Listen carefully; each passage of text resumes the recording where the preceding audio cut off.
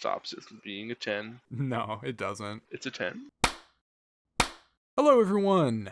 My name is Shiloh. I'm here with my co-host, Micah. Snarf, snarf. And we're bringing you yet another episode of the New Music Podcast. Maybe one of our most exciting yet. May is such a stacked month. I realize I said that just like probably the last 2 weeks, I think.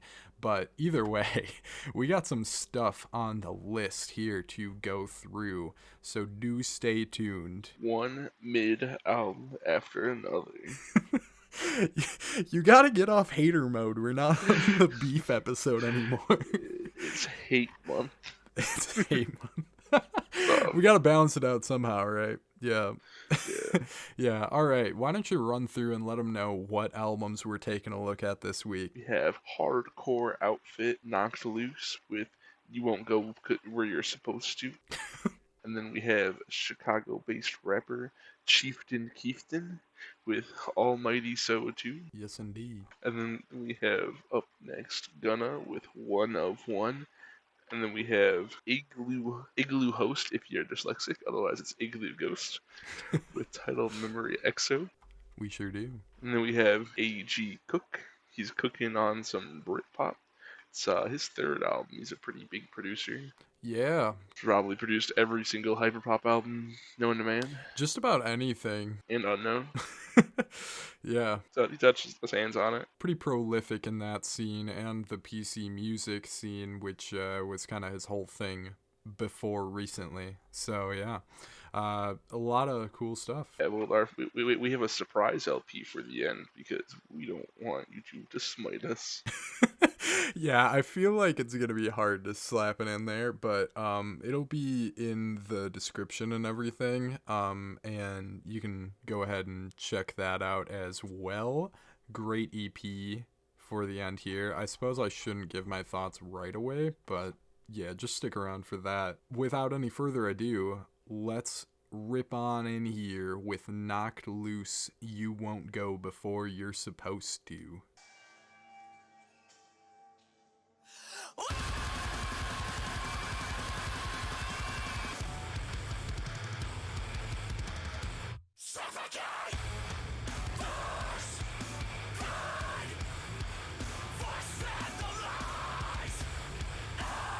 Is the I correct said the album phrasing wrong. of the title? Yeah, it's just it's too many words, bro. I thought you were goofing by saying the album title wrong. You kind of do that. No, I do that because I read them wrong on accident so much that at this point I might as well just commit. Just commit to Man, the bit. My favorite song in this album is playing in the background. I'm listening to it. I don't think you'll be able to talk with this album playing. Why not? It's so overwhelming, man. This is like complete sensory overload of anger. It's wonderful. Man, this is hardly even metal. I'm so hardcore with my corn t-shirt. Bro, don't even get me started. No, this is pretty fucking good. If we can. Yeah, man. I was in the car. I was dropping off a DoorDash delivery, and then I turned this on, and I was like, "Poppy's on this album, what?" Yeah, right? Yeah, very strange set of features here. Both of them being much less hardcore and aggressive than Knocked Loose typically is, but I think they both do great. I think this is absolutely fantastic front to back. Absolutely, fan. No bad tracks, all good tracks. Yeah. Some notable ones were Suffocate and Don't Reach For Me. I kept getting lost in there because I was just like, oh, yeah. Yeah, both of them are absolutely great. However, I'm actually going to go ahead and throw something weird out here. Don't Reach For Me is actually, I believe, my least favorite on here. Oh, wow. There's like 10 seconds of that song that I don't like. And it is the only 10 seconds. And I shouldn't even say that I don't like those 10 seconds. It's that I like them a little bit less than the rest of the album because there's a section where it's mixed a little funky. It's like a dip into some bass guitar and it strips back a little bit. And there's something a little bit weird about how it sounds, but I don't hate it. Where? I'm not sure where the exact timestamp is. I would have to run through it again. I don't have any of that pulled up. Oh, damn. I was gonna say, I've listened to this album like at least 10 times. It's only 27 minutes. I've listened to it a lot as well. Yeah. I missed that completely. I got kind of the like really balanced headphones and stuff. Like I'm dialed in here, like focusing on that sort of thing, probably more than I need to. I didn't give it a very good headphone listen. I just gave it like an in-passing couple headphone listens, Mm. and mostly it was in the car at full volume. I don't know if that is the best setting for this, mostly just because you might crash and someone. That was my intention. We have a few albums like that where it's like, this does go hard in the car, but you probably just shouldn't for the sake of everyone around you. It's pretty good. I was alone on the road. It's fine. We got some Danger to Society albums. Yeah, so this is maybe the best metalcore album of all time. I did go back and run through Jane Doe by Converge once, and I think it's better than that, so there's my hot take. This isn't a metalcore album. It's a beatdown hardcore album, sir. It's a little bit of both. Sir. I think metalcore is the primary subgenre they're operating under, but it does get a little bit more into that beatdown hardcore space as well if we want to be really particular. Yeah, we don't want the metal elitists to crucify us. Yeah, I think calling this metalcore is totally fair because they're doing the big chuggy breakdowns and it's got the high-pitched fry vocals and the gutturals in there. It kind of balances out like that. The super depressive lyrical sentiments all over it are very reminiscent of that genre as well. I think that it's bringing the tropes of the genre to a super extreme and wild place. Hell yeah, dude. Also, really quick, I've noticed something in the playlist. Track 4 is gone. Is it? Yeah. What happened? That's so weird. I was going to the page most of the time that I listened to this. Same. But I was just like, I just noticed that right now. Apple Music playlists are broken right now. I don't know what's happening. It makes me sad because I like Apple Music so much. Let me know if you're having that experience in the comments below if any of you use Apple Music. I was like listening to Suffocate, and then I was like, oh yeah, I'm gonna listen to Don't Reach Me so I can see if I can notice that point. And then it was gone. Yeah, and again, that point is like tiny, and it's just something I noticed that like was a tiny bit off-putting to me. It stops it from being a 10. No, it doesn't. It's a 10? I think so. I just went off about how I think that this is really taking what makes this genre and makes it complete, brings its most raw elements to its logical conclusion, its most extreme point, and I think that it's fucking flawless. It does interesting and innovative things too. Yeah, dude. I was gonna mention this is like the logical conclusion of my mentioning I'm excited for this new era of metal. Yeah, right. Because I feel like between, like Converge's Jane Doe and now, or, if you wanted to talk about any really big landmark metalcore albums, I could think of a few off the top of my head, but we've gotten that one album and attempts at it and generic versions of different metalcore tropes so many times, and this doesn't feel like that to me. This feels like something new, feels like something fresh, and I love it so much. This sounds like what metal sounded like to us when we were in high school. That's so fair, yeah. And it's really bringing the extremity. Like, these vocals are vicious, man. Yeah, dude. Fucking, oh my god, makes me want to, like, go beat up my stepdad. I believe there's probably a song that lyrically even works with that. I'm trying to remember which exactly.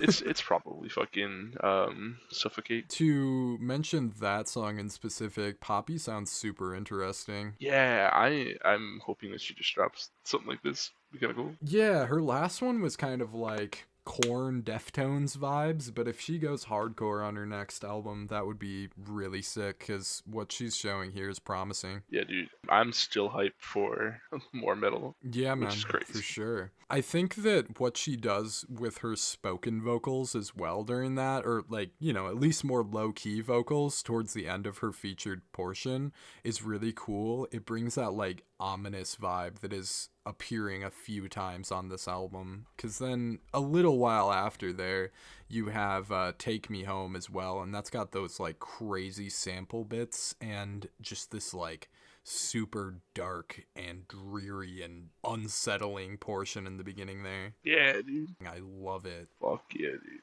This whole fucking If we're gonna mention the other feature on here too, oh yeah, the Motionless in White. yeah, we've got Chris Motionless of Motionless in White. This is probably the best Motionless in White song if we want to consider it one. I'm not gonna lie, I saw Motionless in White and I was like, oh no. Right, I know. I mean, And then I heard it and I was like, all right. yeah, totally. I think that Slaughterhouse 1 was easily the best track on the last Motionless in White album. I don't think there's a lot of competition for it. Like, I kind of enjoyed that album a little bit, but I think that that's the one that I ended up walking away from.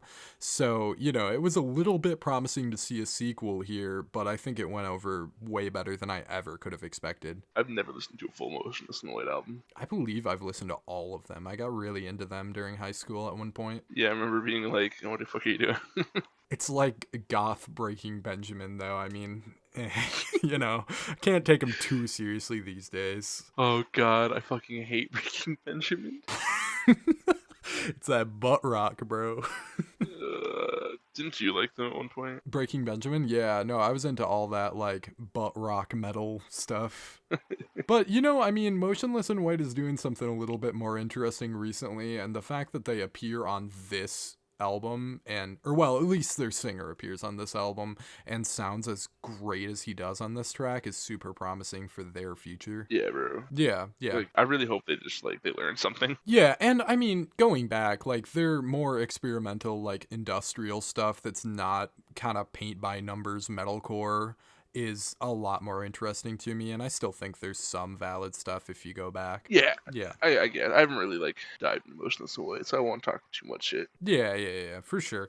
I mean, you know, and again, like, this is promising because it's so cool how Chris Motionless sounds on here. Like, I just don't expect these vocals from him to sound this crisp and this good. It might be that the producers are doing something wonky to him versus like that the band. Either that or, like, I don't know, he's just a really good Finally sounding had a good idea. vocalist, and usually his vocals aren't treated this well to give more of a benefit of the doubt, I guess. Yeah, I'll give you that. Yeah. Also, do we have any notable like producers on this album? Who the fuck is Wizard Blood? I have no idea. I haven't looked into that aspect, but it's mixed so well. It's some unknown guy. That's so cool because, yeah, he killed it. Whoever is behind the production team for this record absolutely killed it. This sounds so good. For real. Well, did you have any favorite tracks? Or did we mention those? Was like Yeah, and my favorite tracks are what ended up convincing me that this is a perfect album, because when I heard Blinding Faith as a single, I might have said this to you, or somebody else. I said, if every track stays as quality consistent, or at least most of them say it's quality consistent to this song, then this will be a perfect album, because I love Blinding Faith so much. And it's not even in my top 3. I believe you said that to me. I think we were talking about that after last week's recording. That might have been, yeah. My top 3 on here are Take Me Home, Sit and Mourn, and Piece by Piece, but it's a really close race between everything. I wanted to put the track with the features, both of the tracks with the features, in that top 3. Like, I really had to debate on it and run each one back. For me, I landed on Suffocate being my favorite and Don't Reach for being my second favorite, and then after that I wrote Fuck Yeah. Just everything else for your third one? Yeah. Yeah. I think the only low points ended up being Don't Reach for me because of that one section that doesn't sound perfect to me. And then Moss Covers All is just an interlude, so I was whatever with that one because it gets better on the following track with that same, like, musical portion there, that kind of weird, ominous bit. And then I put The Calm That Keeps You Awake as my third least favorite just because I thought it was a little bit less interesting. Fair enough. Yeah, but it's still, everything sounds like perfect, man. Yeah, dude, I can't agree more. What's your overall score? 100. This is my first perfect score on this podcast, and I think it's well deserving. I gave it a 2. 2. A 92. 92? Alright. Sweet. I love that you gave a 100 for the first time last episode and I did this time. I swear that wasn't intentional. I've just been anticipating this one so much. Completely different albums too, which is really funny. Jazz and metalcore. Doesn't get more different than that. And I mean, last time my score was basically perfect on the same album. I gave it a 95 on that. So, I mean, you know, still, like, it's just such good shit. I feel like a 92 is Fair. Yeah, last week it was a bunch of stuff I wasn't anticipating that just ended up being really good.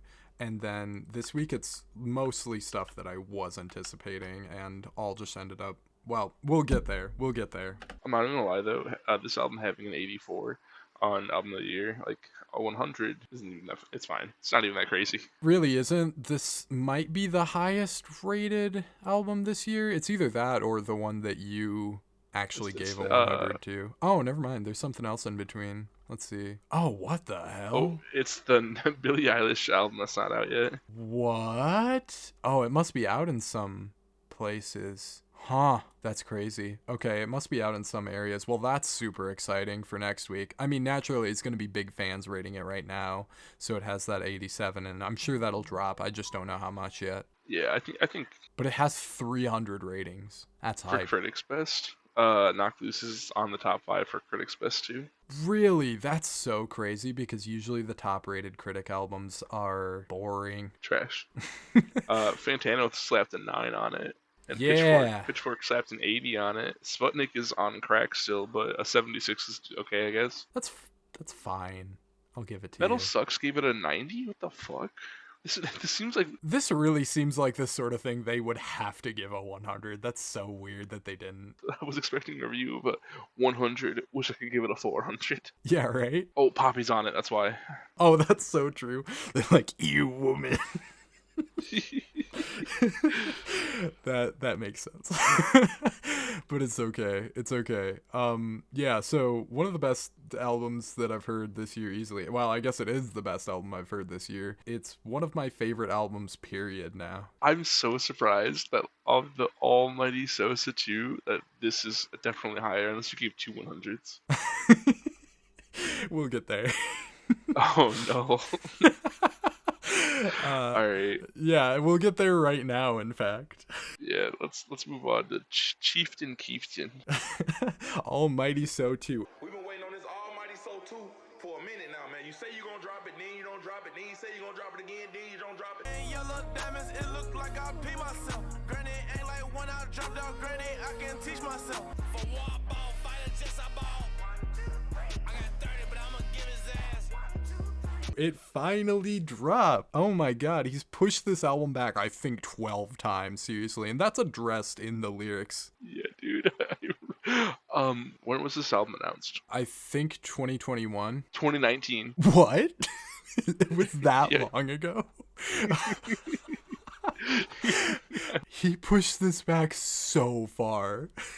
He mentioned it was first mentioned in 2019, but it wasn't supposed to release then. Okay. Whoa. But still, just like we found out about this album 5 years ago. This has been in the anticipated album section for so long, and it had that ugly ass cover art that I really did not like the style of for so long as well. I was getting really tired of looking at it, but I'm so glad this finally released, and it's pretty good.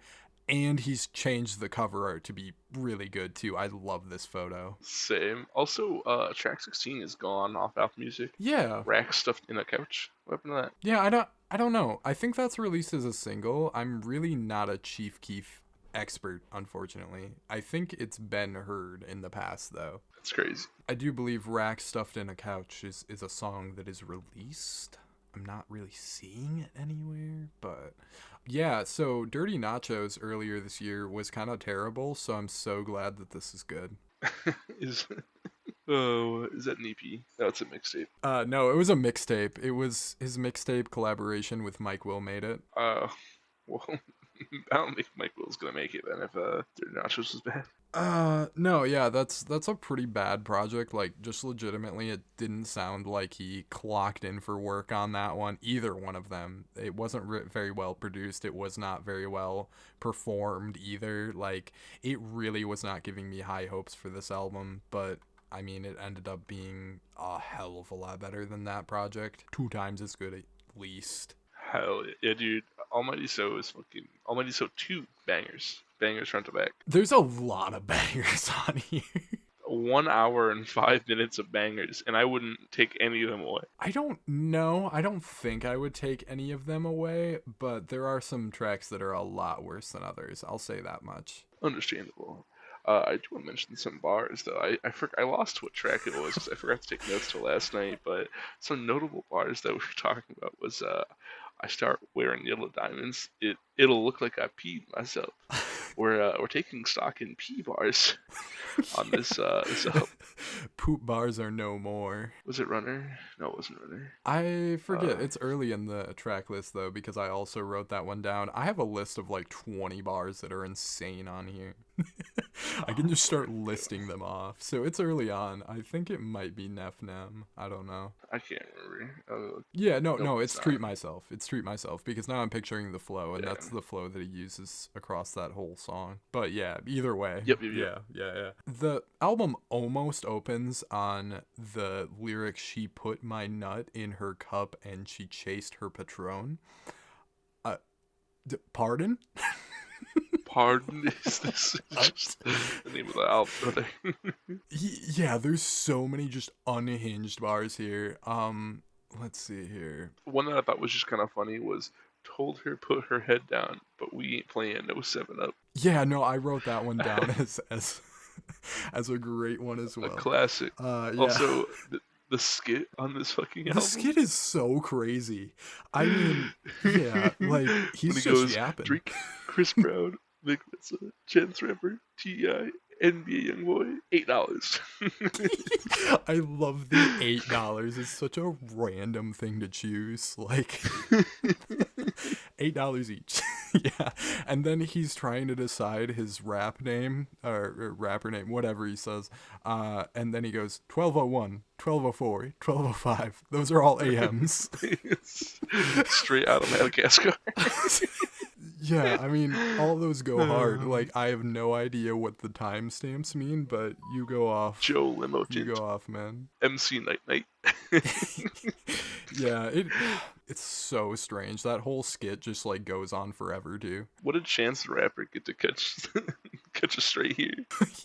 Yeah, I love how Drake is also catching strays here. It's like everybody's like- going in on Drake. Seeing Drake, Chris Brown, T.I., I don't know what Vic Mensa or NBA Youngboy did, but like, I'm like, okay, Well, they're all light skinned, so that's what it's about, I guess. And I won't get Yeah, into but- any of that. they were all canceled at some point. Oh yeah, people do have problems with all of them, I guess. It's so funny, man. Some more bars. Optimus can't, man. Optimus Prime Blick Transform a Guy Brain. What did you just say to me?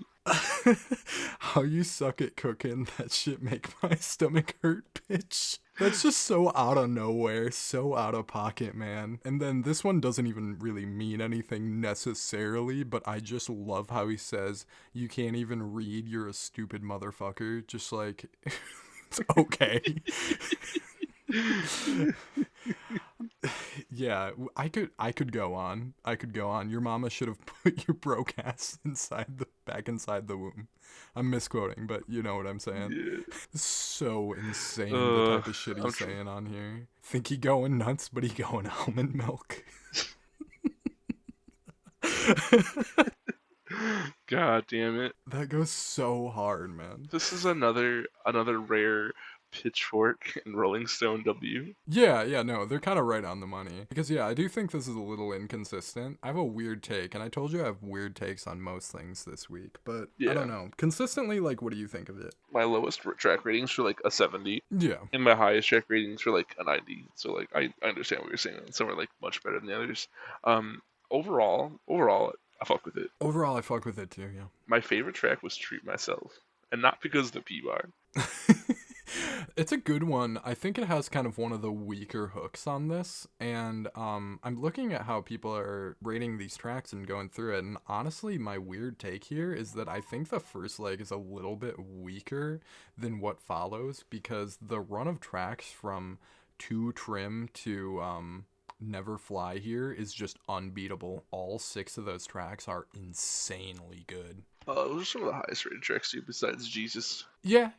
Well, I mean, yeah, Jesus is the best accepted one on here, and I think that one has a great feature. I like all of the moments if you separate it out, and it has that skit still going from the last one too, which is great.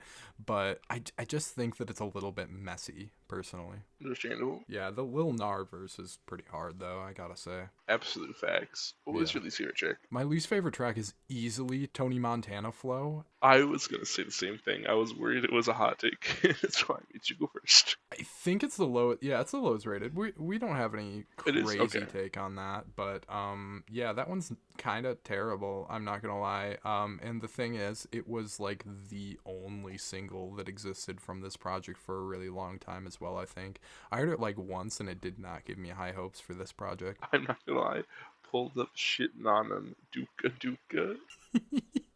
Yeah, If this track wasn't funny, it would have it would have lowered my score. yeah, that's fair. Honestly, like I just don't enjoy it. Like the whole point of the song, down to the title, is that he's using the Tony Montana flow, and I just don't think it sounds good. That's not even the flow from that song that I like. Who is Tony Montana? Did we review one of his albums a long time ago? No, that's a Future song. Ironically, a Future and Drake Ah. song, because they have beef now, but That's funny. yeah, because like the chorus of Tony Montana is super solid, but I don't think that's what he's trying to replicate. Maybe he's just like, I guess he wouldn't be clowning on that track came out a couple years ago. Oh god, no. Tony Montana is like OG trap stuff. Yeah, no, I don't think so. I think this album is produced super well, and Surprisingly, yeah, right, yeah. Chief Keef produced it. Yeah, it's mostly produced by him. These are mostly his own beats, and I That's think crazy. yeah, it really is, because if you look back at the first Almighty So, I don't know if he did his own production on most of the tracks there, but that one sounds like terrible, but in the best way. We listened to that together on our way to the Swans concert the other day, and talk about a fried ass day. Yeah, bro. Because listening to that before Swans is just like, yeah, cook your whole brain, bro. Oh, Why not? Just So go for it. the producer for Almighty So 1, there was 1, 2, 3, 4, 5. There was 19 people producing that album. Oh, really? That's probably why it sounded like that. Yeah, it sounds super inconsistent from track to track. And that's the one thing that's weird to me, is this does not work as a sequel. And Chief Keef is not one of the producers on Almighty So 1. Really? Okay, so that was entirely not self-produced. Apparently he's a better producer than most of the people he was bringing on, but at the same time, the weird production gives that first project its charm. Probably just had 19 different people produce Almighty So 1, and then he had it all play at once. Yeah. Or just like everything was mixed weird and they laid down decent beats. I have no idea what happened on that album, but it's insanity. It's a mixtape, sir. Yeah, you know what I'm saying. Like the beat on 1, 2, 3 is amazing. Super good stuff. Oh, fuck yeah. For Almighty So 2. Yeah, the new one here. But yeah, I love the way that it uses that 1, 2, 3 sample, and he paces his bars before the sample so that it works. 3 is my second favorite track. It's my first. Okay. It's close. I forgot what did I say was my first favorite track. Did I say fucking what's it called? Is it Treat Myself is what I said? You said Treat Myself, yeah. P-bar. Yeah, okay. Yeah. I had to go back to my notes. Almighty So is at the bottom because I didn't take notes on it until like right before this episode. I was just like, I was just vibing too hard. I remembered everything. Yeah, right. I played this in the car a whole lot of times, but I didn't actually end up sitting down and taking notes on it until last night, I think. Last night I was cleaning my room and I listened to the album twice in a row. Right, yeah. You can just kind of put it on. I think the slower tracks at the back end are a little like hit or miss, because I do like that he's getting kind of introspective with it, but at the same time it's like they're a little boring comparatively. Yeah, I think everybody agrees. Yeah, Believe has like moments where it's like lyrically kind of more profound. Yeah, I'm not gonna lie. Yeah. An hour and 5 minutes though, I'm still like, fuck yeah. Comparatively to like other albums that we've listened to that are like an hour long. Mm-hmm. I'm looking at you, Young Metro. Yeah, looking at We Don't Trust You, or We Still Don't Trust You. 1 and 2. rather. The first one is way better, but yeah, the second one is Oh yeah, easily. is much more bloated and takes like an hour and a half to get through, whereas this one's, you know, again, a little bit less, but it feels like it just breezes by no problem. Hell yeah. Hell yeah, dude. Great. What overall rating? My overall rating on this ends up being a 79%. Really? It's mostly drugged down by just a few songs. I gave it an 82. All right, cool. So we're kind of on the same page. I feel like it just crossed over into the 8 range. 79 is actually right on the money for the user score. Yeah, I saw that, and I do believe that it should still be considered a must-hear album. I think that mine's like a little bit low, but I don't know. I mean, you know, I have a 5 out of 10 song on there with Tony Montana flow, and it's like if you cut out the songs that are, you know, a little bit more mid, then this is basically perfect. Yeah. Yeah. I'm not gonna lie. So what was your weird take on this album? Yeah, my weird take was that the first leg of it I don't really think is as good as the middle section. So that's what I was referring to with that. Okay, we did mention that. I forgot. Yeah, and I don't think Jesus is one of the best ones on there either. Wrong. Yeah, no, it is wrong. I'm totally willing to admit that. I don't think I'm right what's about up that. Next? Gunna, 1 of 1. Gunna. 1-on-1 never again. 1-on-1. Don't get the cake in the butter. I kinda like hustle the money all in. Ain't on the kid, don't know why. I'm just trying to hit the bank, get another deposit. Pop my pop from picking so we can get in bed. Nowadays I'm feeling picky, leaving that bitch on red. I mean, okay, if we're rating Gunna based off of his album covers, every other album cover is really good. Yeah. Starting with Dripper Drown 2. Dripper Drown 2's album cover goes really hard, and then DS Forever goes hard, and then this one goes hard. Oh, yeah. That is the only good. Then Wanna is... You don't want to talk about Wanna? Wanna is one of the worst album covers I have ever seen. God, that is so ridiculous looking. But Dripper Drown 2 is my favorite photo. Tripper Drown is great, yeah. All his other album covers go pretty hard. This one is maybe his best one, so that's super nice. It's kind of following the flower theme of the last one. I never got around to the last one. I meant to, so I can't compare this album to that one. I've only listened to DS Forever. Oh, really? Only because I mix him and Westside Gun up. Oh, that's funny. That's funny, yeah. I did not like DS Forever at all. No, neither did I. I fucking hated that. And I hate it, but I hated it. You know what I mean? Like, it's right on the edge of me hating it. Yeah. It's not as bad as anything Machine Gun Kelly has done, but it's, like, not good. What a random comparison. But yes, you're, I guess, correct. I was scrolling through what he's been on, and I saw Machine Gun Kelly. Oh, really? Was he on MGK? He was on the Mainstream Sellout LP. Oh, gross. Which also has one of the worst album covers. Yeah, no, that one's absolutely horrific. I really thought I reviewed DS Forever. It looks like I actually didn't, oddly enough. I remember you talking to me about that at one point in time. Yeah, this was 2022, I believe. So yeah, I was probably maybe you didn't. yapping to you over some Minecraft, honestly. Oh, yeah.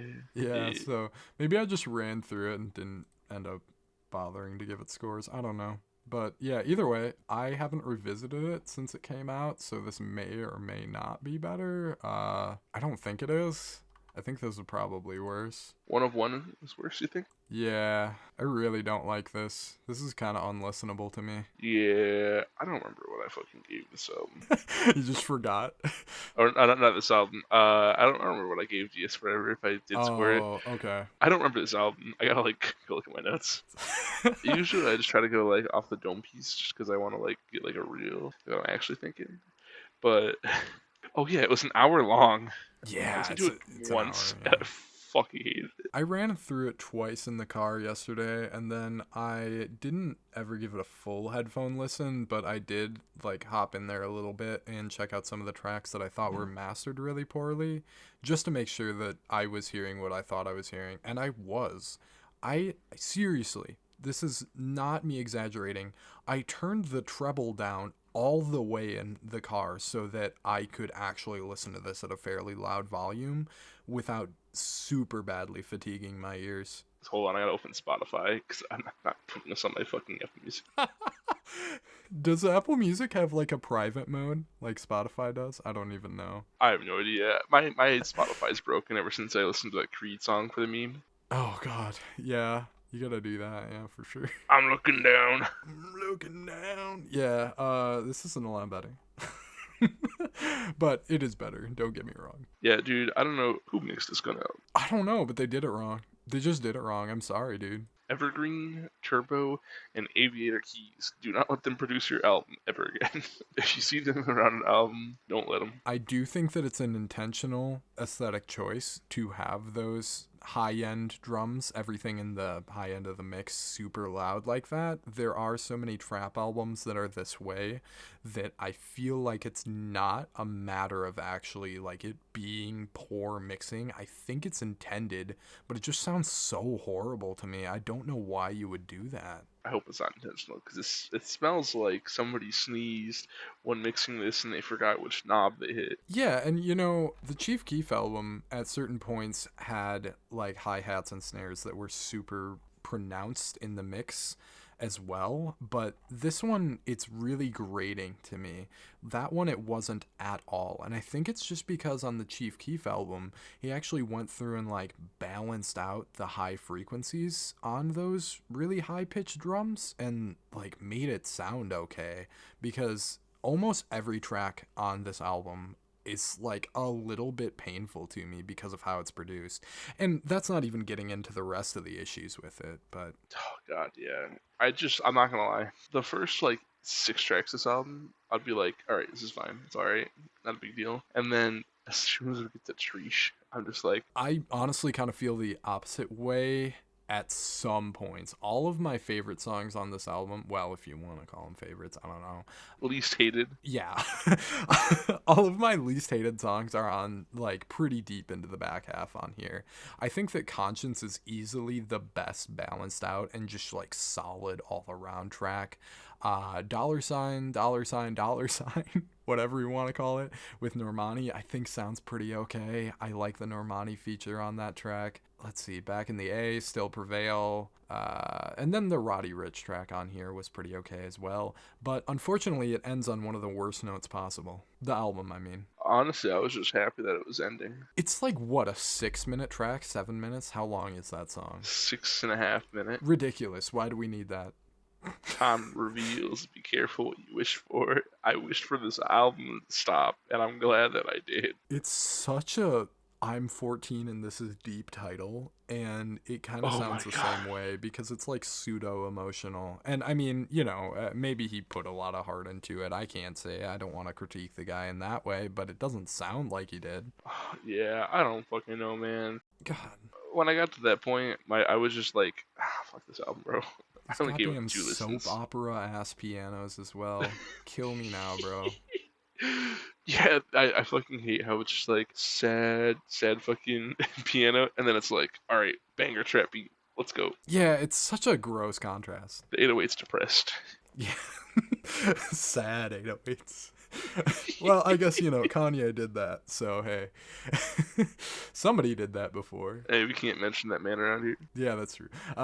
But regardless, I don't know. And WhatsApp is an okay song, and Hakuna Matata following it, I was like all right with as well. But then I went back and ran those tracks back. That's track 4 and 5. Oh, WhatsApp? Yeah, WhatsApp. Yeah. Those are fine. Yeah, I thought those ones were fine, and I almost gave them a score in the positive. But then I ran this back, and I, you know, specifically focused in on those songs, and I'm like, there's really just not much here. It's so, Yeah. I don't even want to say so basic, but it's so nothing. Boring. This is such a boring album. I'm sorry, man. His lyrics are kind of terrible as well. Some Chat GPT type beat. Hey, Chat GPT, write a trap song, write a Gunna song, and then it goes, okay. Yeah, he has been making the same song for pretty much his entire career. Oh my god, I just scrolled down to this review and it said 20 songs of the same song you've been dropping for 6 years. Yeah, and I've seen a few people say similar things along that line, and again, I'm not super well versed, but from what I remember going back, it's like, yeah, this is pretty just repetitive and just kind of doing the same thing you've always done. Yeah. He's not innovating with this. It doesn't really matter how many MIDI flutes and gross ass MIDI pianos you put on it. This is not innovative. I'm sorry, dude. Yeah, if you want an innovative flute, you gotta bring Andre 3000. Yeah, a Gunna Andre 3000 track with Andre's current era would be interesting. We'll say that much. That would be entertaining. Alright, I'm gonna fall asleep if we could talk about this album. What was your Yeah. overall score? I gave this a 33. I gave it a 40. Really, you're that high on it? I figured you'd kind of be lower than me. Usually you don't like the trap stuff quite as much. I've been warming up to it more, but I feel like a 40 is fair. That's fair. I don't want to overhate him because like he could drop with MGK again. Totally. Yeah, I mean, yeah, he's done worse and he could do worse. I don't know, man. I'm gonna hear some like shitty high schooler playing this in his fucking clapped out Honda Civic, and from a distance, I'm like, okay, whatever, you do you, man. Yeah, really though, just play Future. Like, that's what I don't get is why do we need this? You can just play Future. I'm sorry. Like, it's just not necessary, you know? Yeah, dude.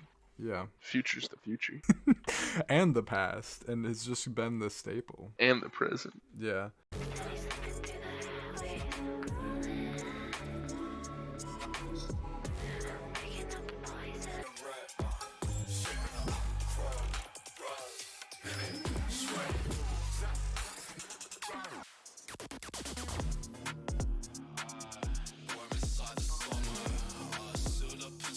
This album's pretty good. It's just good. The whole time. The entire time I was like, hey. It's so good. The entire time I was just like, it's pretty good. I love it a lot. Fucking slaps. Yeah, man. It's just like crazy sounds coming at you, but that's exactly what my brain likes. The album cover is what is happening. Yeah, no, it does sound a lot like the album cover, and this is one of my favorite album covers of all time. It reminds me of, it's that early 2000s, like, raver vibe. Yeah, and this is kind of in that same space as well. There definitely seems to be a little bit of a throwback vibe to this, as much as there could be with something this crazy. Peak Dead Mouse, but it aged well. I mean, it's way more like industrial and experimental than that whole dubstep scene was, but I guess for its time. Yeah. But, like, I can't remember any of the fucking artist names that I used to listen to way back when that were in that industrial zone, so on my brother's bag. Yeah, that's totally fair. Was it this guy? When did he start doing things? I don't know. 2013. Okay, so like could have been him. It wasn't him, but it was just a little earlier. This is my first time listening to an Iglooghost project. I feel like I've heard him produce stuff. I'm totally talking out of my ass, but maybe he's done something with Lil Peep before. No. Let's see. Yeah, no, he doesn't have any producer credits on like much of anything that I'm seeing. It's weird. I've definitely seen the name passed around, especially like in this kind of underground rap scene, but I don't know if that's people just specifically mentioning him or if it's him being mentioned alongside other artists. I think he's mentioned him alongside of Shlomo. That's somebody I've heard of. Okay. Yeah, maybe. That's in the Shlomo was on the Joji album. I can't remember what it's called. Yeah. The fuck ballads. Ballads, yeah. Right. And they're also in the cemetery bag. Definitely adjacent. There's a little bit of that like weird trance witch house stuff going on. I mean, like that's kind of my frame of reference. Definitely not specifically witch house. This has deconstructed club, I guess is the genre we're working with here. And I mean, naturally, I'm really familiar with Sophie, who was also kind of leaning into that hyperpop PC music thing. Yes, RIP for sure. And Death's Dynamic Shroud and Arca have also kind of played around in this space before. And naturally, I'm a fan of both of them as well. So, you know, it's not totally outside of my comfort zone, but I haven't heard much of anything like this. I feel like it's a very unique project. Death Grips keeps being in the similar artists. Oh, really? Yeah, I can see that. This isn't necessarily going to give you the same vibes entirely as Death Grips would, because that feels a lot more angry and this feels a lot more ethereal to me, if that makes any sense. Yeah. It's definitely this like spacious, dreary, watery vibe. Like I was saying, you know, I mean, that cover with this very like gloomy aesthetic to it, with it being in the water like this, just works so well. And it's just as chaotic as all of the equipment he's got going on here would lead you to believe. The singular turntable. Yeah, with a saw blade on it. Yeah. Yeah, and there are sounds on here that are somewhat akin to a saw blade, especially on the more rough and rigid tracks for sure. That closer on here is so harsh. It's awesome. Oh, Geosprite XO? Yeah, dude. Yeah, for sure. And then something I noticed that was interesting to me, do we think Pulse Angel is a reference to Pulse Demon, like the Merzbow project? Ooh, I didn't even think about that. Yeah, that just came to me while I was driving and listening to this the other day. That track came on, and I'm like, oh wait, that would be Yeah. kind of a cool reference. It's the same, like, it feels like it. Yeah, and that's one of the harshest tracks on here, I feel like. Definitely not going so far into that spacey and atmospheric bag. It's got a lot more crazy sounds to it. And, you know, it gets all chaotic with the bass hits in the back there. I mean, it does feel a little bit more structured than some of it, but, you know, the way it's so noisy does make it feel like an angelic counterpart to Pulse Demon, if we want to look at it that way. You know, naturally, totally different subgenres and everything, but Nah, dude, same bag. definitely not. But if it's a reference, it kind of works well. Nah, it's all dope though. Yeah, for sure. My same bag was a meme, but Yeah. did you some some tracks I want to mention is New Species. Fucking, or is it track 2? I fucking heard that, and I'm just like, I wasn't expecting lyrics, and then once I got hit with the lyrics, I was just like, ooh, it's kind of like the what's that? It kind of feels like playing Mirror's Edge. Oh yeah, I could see that. I wasn't expecting there to be vocals on this either. I think they're actually all from Iglooghost himself and like being laid down, you know, on a mic alongside everything here. I don't think it's all samples because it's obviously the same person throughout. I just am not really aware of what's going on with this artist. Yeah, I'm saying definitely be playing New Species at the gym.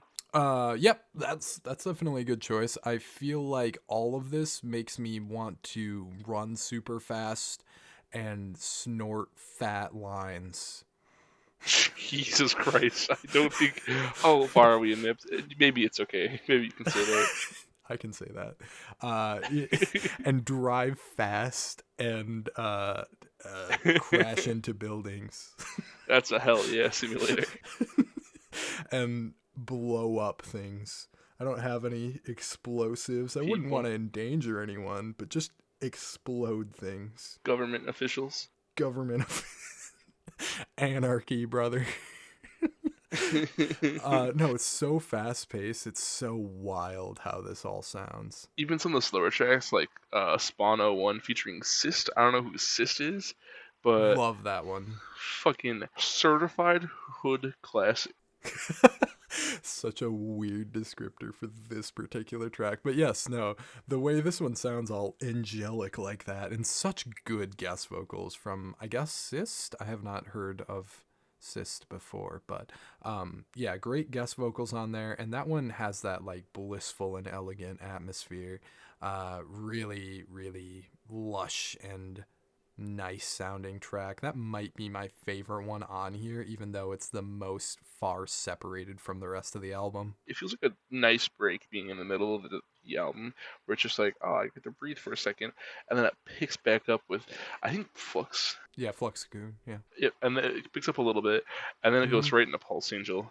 Just like the track progression here, I really enjoy. Yeah, I do think that it's paced out pretty nice. And then, you know, I feel like we needed a little bit of room to breathe by the time Chlorine FM comes in, and that one's super crazy, but the sounds actually incorporated are more relaxed, if that makes sense.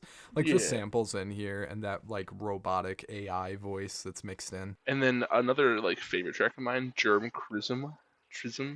Yeah. Trism. I believe Chrism. Immediately after that. Yeah. Yeah. Yeah. Because it's a nice beginning of the end of the album. Yeah, right. It does kind of transition well. It's a satisfactory conclusion, or like it leads up to the satisfactory conclusion. Yeah, it's a good start to kind of the closing act of the record for sure. I'm tempted to call it a least favorite, but the difference between each track for me is so small. I have 8s, 9s, and 10s out of 10 on here, and oh wow, that's an 8 for me. But like, still, that's like huge. That's that's great. That's excellent. And there's only a couple of those. I mean, dude, I love this. Like, it's just so good consistently throughout, and all the sounds are really scratching a niche for me. Hell yeah. What was your overall score then, mentioning 8, 9s, and 10s? I ended up landing on a 91 for this. This is, again, kind of one of my favorite things we've heard this year, legitimately. Like, I understand it's just kind of some, like, crazy fucking neurodivergent music that just rips a big hole in you, but man, this is exactly what I'm looking for. Fuck yeah. I landed at an 85. Didn't quite break the 9 barrier for me, but with more, I've only listened to it a couple times. This week I listened to everything quite a bit, but I only got like 3 listens in, 3 good ones. Yeah, I think that's definitely a fair score and everything too. I wasn't really sure what I was gonna end up with for a little while here because I had just played it in the car, and it does sound so crazy in that setting, but it sounds even better through headphones. Oh yeah, dude. Yeah, and I was driving like the rent was due, mostly because it was, but also because I was, listening to this, and yeah, it just fucking rips, man. Hell yeah. Probably don't. It's probably dangerous to do so. You might crash into some civilians. I didn't like this one in the car as much. Yeah, definitely might trigger some like anxiety. Yeah. I could totally see this being like an overstimulation album, if that makes any sense. For real. Yeah. But, I mean, you know, I just dig that shit a lot. Like, is it as good as my 91%? Maybe not, but it's just fair for me, personally, I guess. Well, that's just my opinion, you know? Did you love it? Did you hate it? What would you rate it? Stop. Shh. Quit with the melon talk. We can't be Fantano clones too much. I feel like our ratings harshly contrast him this year, though. Yeah, I don't know. I feel like Fantano's is fully critic pilled. I don't know what he's off on half of the time, because giving a 6 to that Kamasi Washington record last week is insanity. So great album from Iglooghost. I'm super excited once I get a little bit of extra time here to go back and explore his catalog a little further. I know that there's an album that's rated a little higher than this one, and the consensus is kind of a little bit more classic tier on that one. So I think I'm gonna mess. Yeah, Neo X Bloom. Yeah. Super cool album cover on that too. I love the little like Pikmin vibe of this. You know what I'm saying? It's so cute, so fun, which is so far off from how this album sounds and looks. Oh god, we almost stopped talking about an album before talking about runtime. This one is a reasonably fucking placed album at 42 minutes. Thank you. Thank you for doing that. Pretty good. Pretty damn good, bro. Pretty good. Damn. And then up next, if we're ready to move on. Yeah, I think so. It's AJ Cook with Britpop.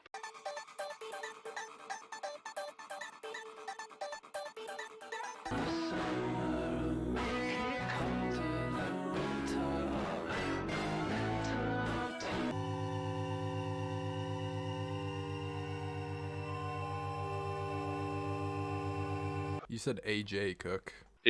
God damn it, AG Cook. Yeah.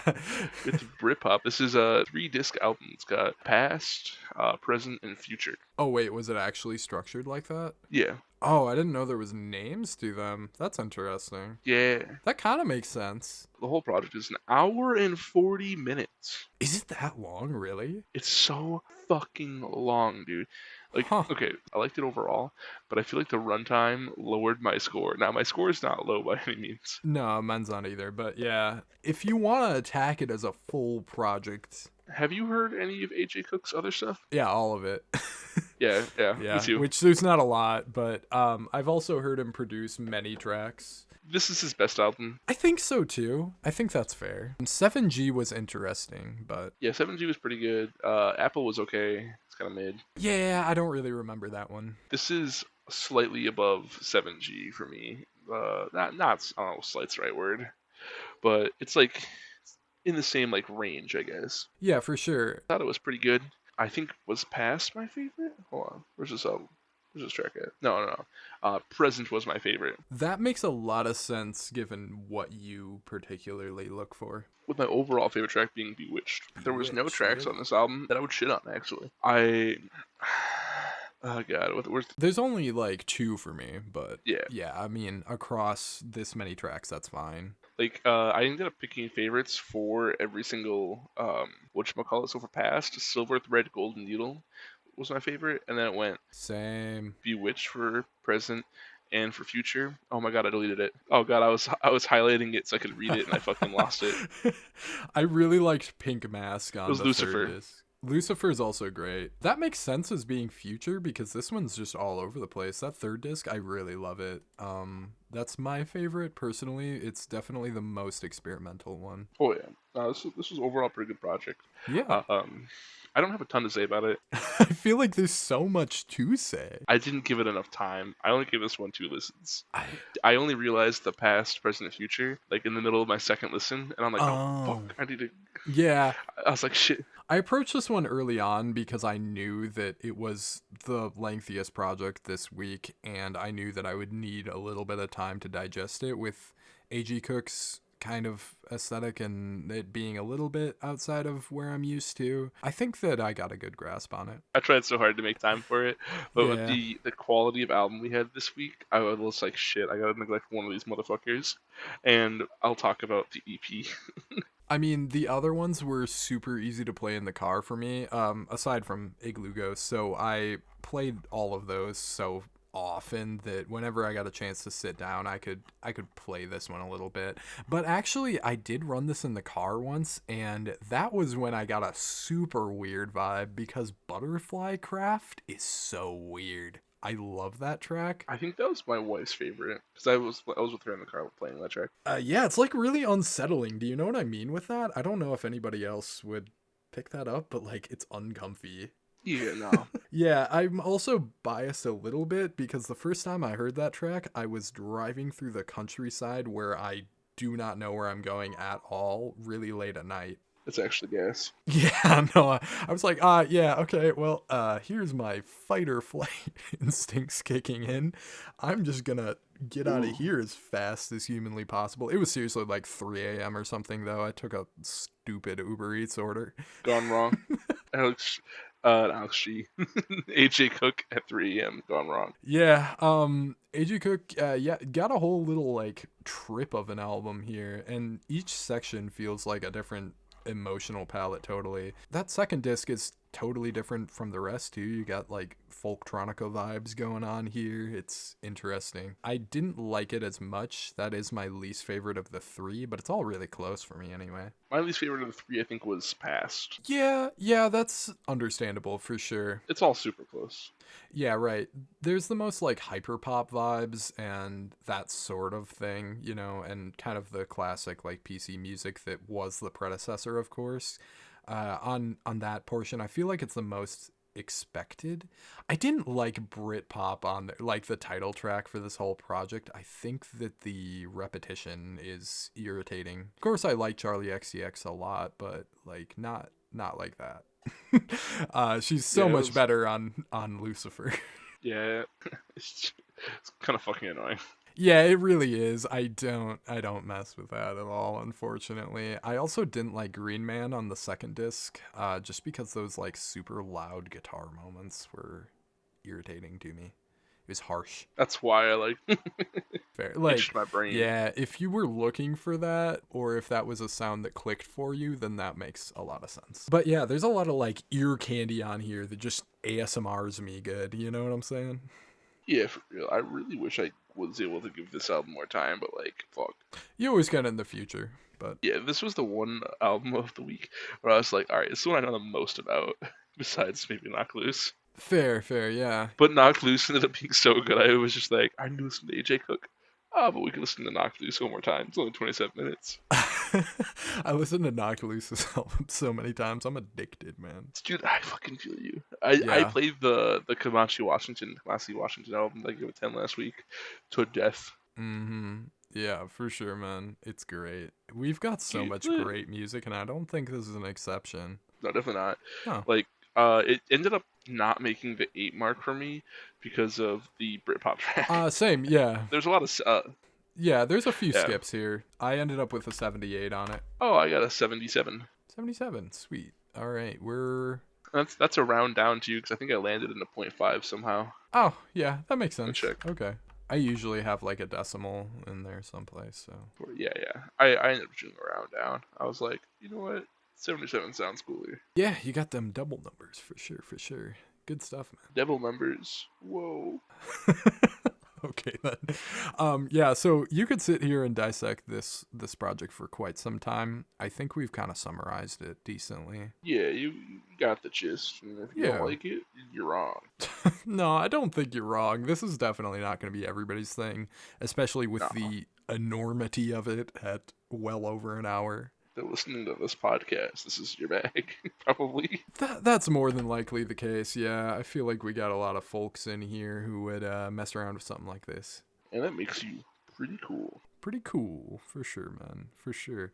And another thing that's pretty cool is our final project for the week, Snow Strippers Night Killaz 2. Hold my drink, bitch.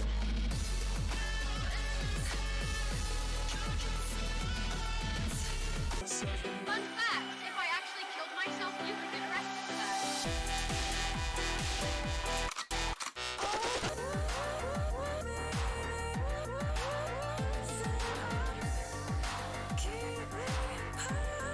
This album cover. I think I'm just gonna pixelate it. I don't.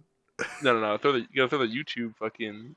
Oh yeah. I gotta do some censorship. Just over all the bad parts. We got boobs and weed. The boobs are covered. Well, yeah, but only partially. So I don't know if YouTube would like it anyways. I feel like they wouldn't. I don't know what to do. I just don't want the algorithm to hide this from everyone. We're trying to get some traction here.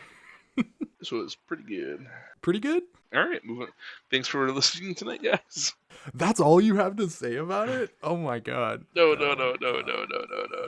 It's fucking, this shit like took a minute. It took a minute? Fucking took a minute. That's understandable, yeah. The music video, So What If I'm a Freak? I was like, oh, music video, let me click on that. And then I was immediately assaulted with softcore porn. Oh, really? I haven't seen it. That's really interesting now that you say that. I really hate all that stuff in media, so I guess I'm like probably exaggerating, but I just thought that was really funny.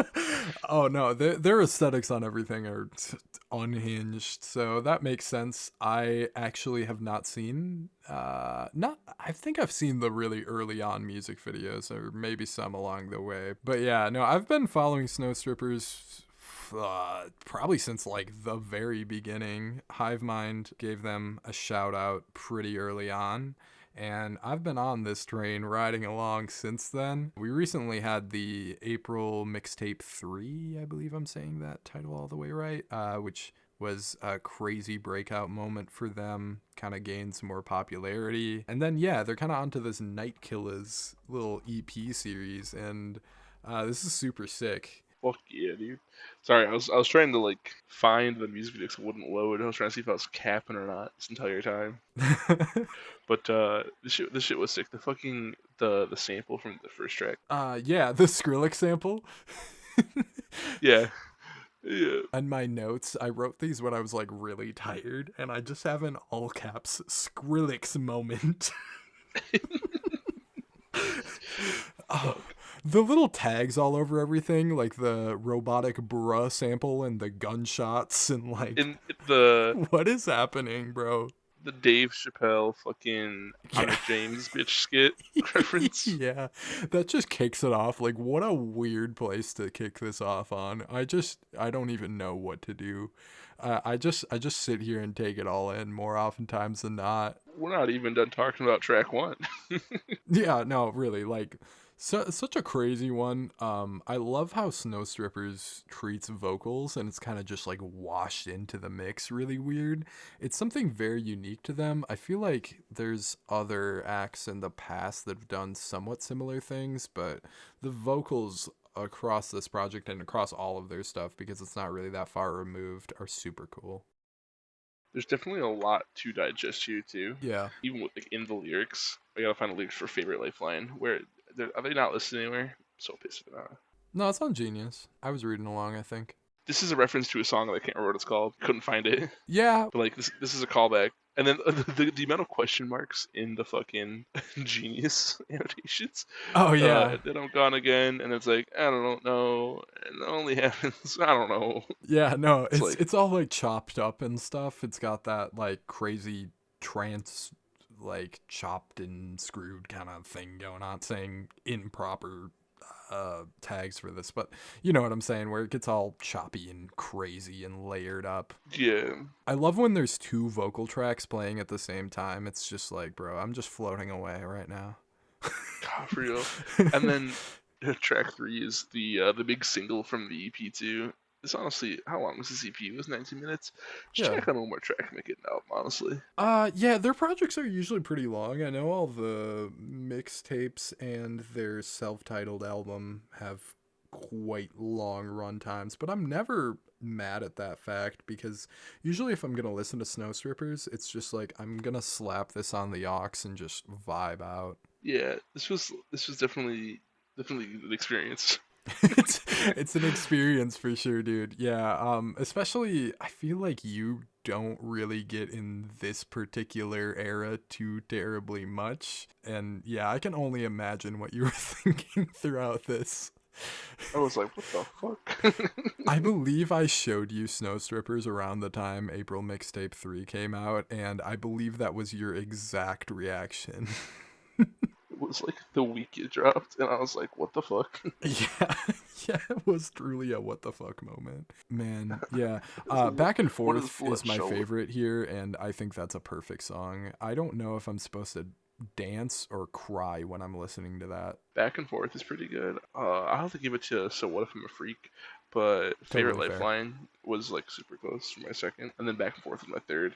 After that, the first 4 tracks are the best tracks in my opinion, and then I think feel so, like yeah. kind of like it teeters off, but it doesn't go too far. No, I think that those last songs, maybe Draw a Heart is kind of mid, but following those, I think it's as good as the first leg of the project, but I do feel like track 3 and 4 here are easily your peak. Yeah, easily. Yeah, totally. And then Video Games 2 at the end was super interesting because you don't listen to Lana Del Rey, but this is like a deconstruction of Lana Del Rey's track Video Games. That's really funny. I would have had no idea. Yeah, I figured I'd mention that to you because I don't like you still haven't listened to anything by her, have you? Nope. Yeah, that's a track off her first record. You might have heard it just in passing before because it's quite popular. Probably But from you. maybe, yeah. Lamotrigine reference on that track. I have never heard someone mention the anti-epileptic I am on, so that was wild.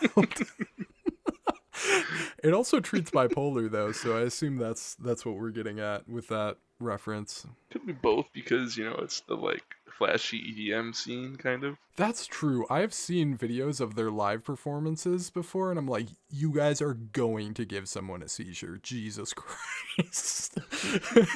It's so many lights like everywhere. I can only imagine how much that would hurt my sensitive ass eyes, but it looks like a ton of fun, and they look like they're putting on a great show. So that's not a dig. I'm just saying. You're just digging. Yeah, and I mean, anybody going into a concert, especially an electronic music concert, kind of knows what they're getting into, so that's totally fair. That's fine. Hell yeah. Hell yeah, dude. How we feeling about the feature on that track, real quick, just because it's the only one and kind of rare for Snow Strippers? I don't know who Purple Sparkly Bentley is, but yep. Yeah, no, awesome name. I also don't know. I think they did great on this track. Mixes in quite well there. Solid all around. This record's fucking crazy. It's a good time though. And that's what I would say about most of their music. This isn't really too far off. Like, it seems like they're taking it to a further extreme than it ever has with how many like wacky sounds and like memes there are all over this. But that's always kind of been the case, so Meme core. Yeah, I mean, it doesn't go that far, but like the sample choices are just ridiculous, and it's like always old internet stuff, and I'm like, oh, dude, hell yeah. Well, Fuck yeah, dude. yeah, what's funny is the day this dropped, Apple Music was like, "Hey, listen to this. Hey, listen to this. Hey, listen to this." Yeah, it came up on mine too. They're really getting pushed in the algorithm now, and I really love to see it because, again, this isn't me trying to get all hipstery with it. That's not my intent here at all. I'm just saying that, I like, remember when they only had 4 listeners. Now they have 8. Fuck.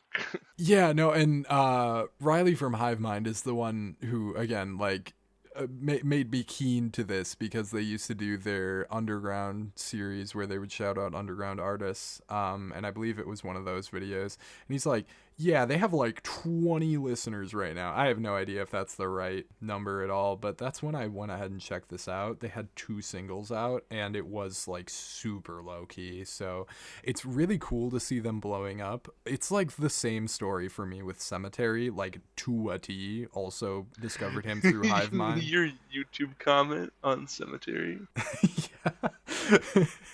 Yeah, man. I'm gonna go find it real quick. Great stuff, dude.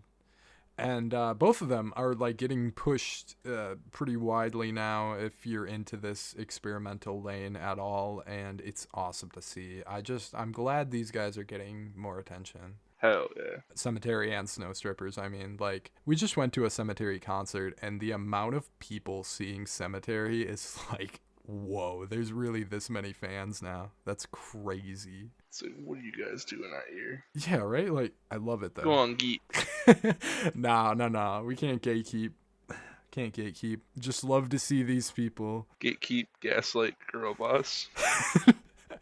For real, though. I just love seeing these artists actually, like, blowing up a little bit. It's always great to see. Hell yeah. Hell yeah, dude.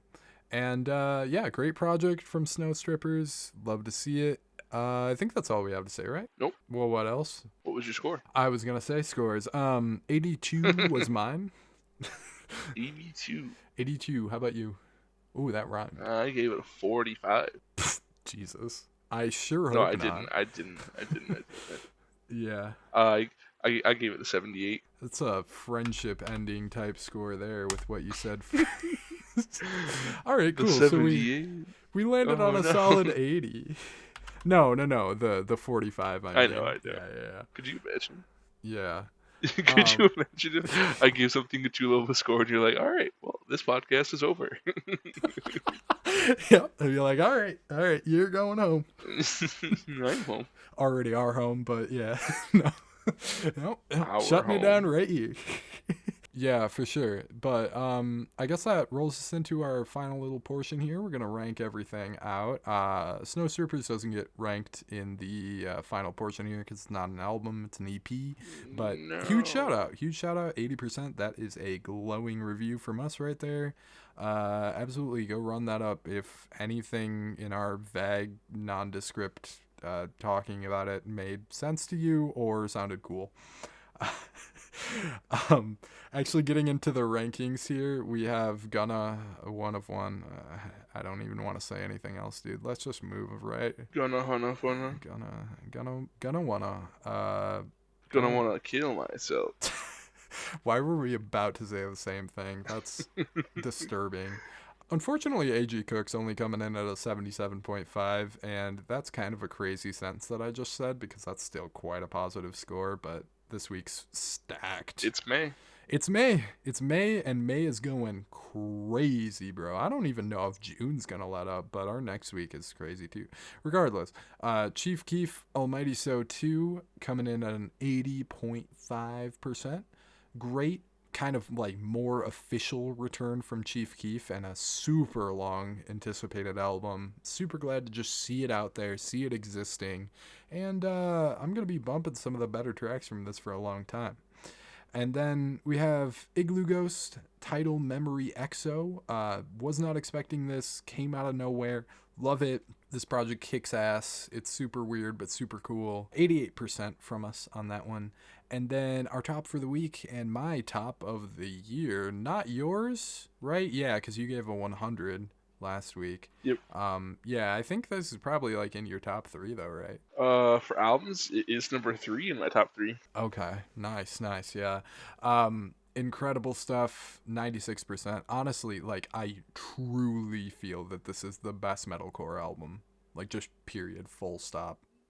Oh yeah, I agree. It's incredible, man. There are 2 records this week that I really feel like are going to be, like, classics when you look back. And Iglooghost is the other one here. I really think that when you look back in the future here, those are going to be like not necessarily landmark moments in all of music or anything, but moments that are like, wow, you know, that's a staple album that you got to go check out. It's very unfortunate. And we were here pooping on it because we hated all these albums. No more beef. It's all love over here now. Jesus. No. I'm gonna make them not want beef like they're vegetarian. For sure. Yeah, no, I really feel like those 2 records, looking back in the future, are going to be like something crazy to look at, though. It's super unfortunate that Iglooghost lost the must hear tag, because I feel like it really belongs in the musical canon. So hopefully when people return to it in the future, if people return to it in the future, it'll get that back one day, because that belongs on the list right there. No doubt about it. No doubt. Can't stop, won't stop. Can't stop the party. But yeah, there's been so many moments, and there's about to be more next week. You know, the Billie Eilish score that that we're seeing right now is not indicative of where it'll land officially, because it's number 1 for the year. And, you know, as much as I would like to say that Billie Eilish would get that score, because I've been rooting for her, I don't think it's going to be number 1 for the year. That would be wild if so. But right above Kamasi Washington so far for the year's rankings, and I hope that it actually lives up to that score, because, dude, I would love to hear a Billie Eilish album that's that excellent. The Billie Eilish album is that good, and if I have to knock Kamasi Washington down to a 99 so that Billie Eilish can be in my 100, I'm gonna be so upset. You can do two different 100s in a year. I did that in 2020, and I think all of the ones I gave out were well deserving in the last few years. Yeah. I gave 2 100s in 2022. Wasn't that RTJ4 and Schlegenheim? Schlegenheim was 2019. So that was the year before. So I gave it to RTJ4 as well as HMLTD, and was there another one? I'm getting my years mixed up, but I think I gave HMLTD. Oh, I know I gave it 100 too. Yeah, that's the one that I'm questioning the most these days, but when I come back to it, I'm not really arguing with myself. Yeah. It's like the memory is just kind of like, and then you hear it again. It's like, oh, wait, when did the Gotten album come out? Was that 2020? 2023, that was last year, and almost my favorite of last year. What was your favorite last year? Actually, I can't remember if I decided, or what I decided between King Gizzard and that one, because I do think King Gizzard dropped their best album last year. Yeah, I'd have to hand it Gotten though. Yeah, it's debatable, but regardless, I mean, yeah, like this has been such a crazy decade for music. I think 2022 was a little bit slow, but that's also when I was out of the loop the most, so I've been meaning to go back and actually brush up on some of the stuff there. We are not even halfway through the year, and you know, next week we have 21 Pilots. That has looked promising, but my hopes aren't like super high as someone who just used to be a big fan and kind of fell off at their last album cycle. But yeah, I mean, next week is hype. Cage the Elephant too should be interesting. Yeah, you're a big Crumb fan, so I'm interested to see how that goes. All right, well, stuff's cooking up. Stuff cooked up this week. The fact that you and I have given a perfect score in the last 2 weeks is kind of wild. So we'll just see how things go from here. That's about going to wrap it up for this one. Micah, do you have anything to say to the people before we go? Starble, garble, flarble, jarble, harble, garble. That's pretty wholesome. And we'll see you next time. Oh, dude, I wasn't recording this entire